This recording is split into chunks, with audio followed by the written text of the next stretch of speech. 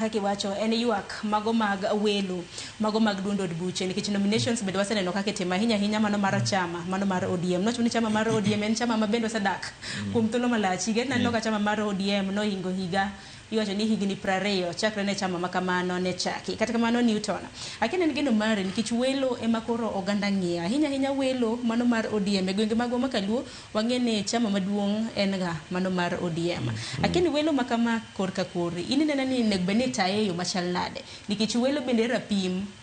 mabende ng'iyo mago mag by elections mabende koro ng'iyo ne yiero maduong' mar higa mar 2027 kaka ibotime. Sani gima ketho chama marwa mar ODM chama kubwa en outsiders. Ido ka sani interest mag wabunge moko nitie Kasipul. Okero luongo nying ji to nitie mbunge moro ma Homa Bay County. Yes. Ma ng'iyo Kasipul no kendo wacho aneno ko ohero ndiko mang'eny kabisa e Facebook ka. No wuok odhi chung kendo dhi mek duogo gi report. To pok party omewa candidate. Jok mochung Kasipul teora obedo mbunge to mana ko migi thuolo mar dhi campaign mondo giyombi wayud ng'at achiel machungi chamawa kora kono wabunge moko nitie mang'eyo Nairobi ka ne chikri gi yod buchi campaign dalau wed biro campaign dalawa nitie gi jomoromo campaign and wadhi manyo kuchwa wadhi wuoyo gi jowa serve interest mar constituency ni to ka in jatelo mantie chama mar ODM rit jok penyo mi candidate kae to chungi candidate ni we biro gi candidate ni asif imbe no yiere ka no yiere ng'ama chielo marwa ne dhi timore free and fair kaka nene ke chamba neno ka odhi timore maber to mak mana ni ok wadhi yie gima dhi kelo chapni matin mbele ka en ni ka ng'ato wuok e dhood goduogo e dhoodwa no biro kono ni nitie ng'ate moro mong'eyo in that constituency kapo party omiwa that person kanyo to kawuondi ni dhi bedo kodwa maber kanyo wadwa ni kila ng'ato chung e dhoodgi kija Homa Bay bede constituency ni ma Homa Bay we biro Kasipul kija ka Bondo Kasipul bed ka Bondo Kasipul ni kija Rangwe beda ng'owa Rangwe nyaka ja party ma en ja piny miwa candidate moromo kodgi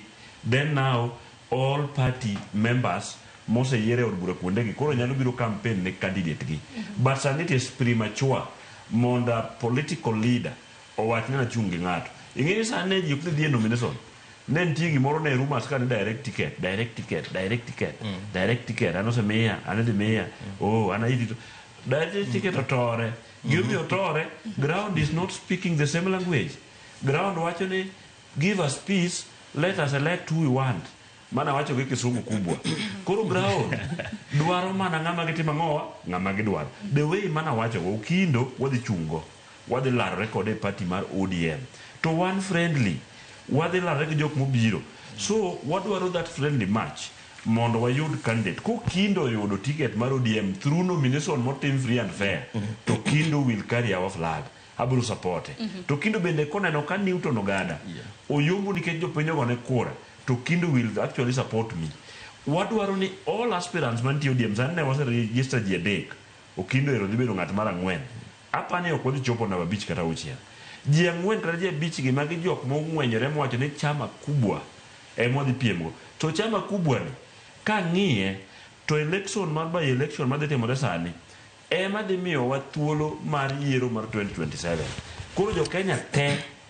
ng'iyo ni jo Kasipul oyier nang'o jo Ogunjo yier nang'o to moro mimako bad ng'ato nikech intiere gi pawa moro e malo kanyo en to onge and we are not going to accept wadhi dhi yiero ma uyanga gi dho joloka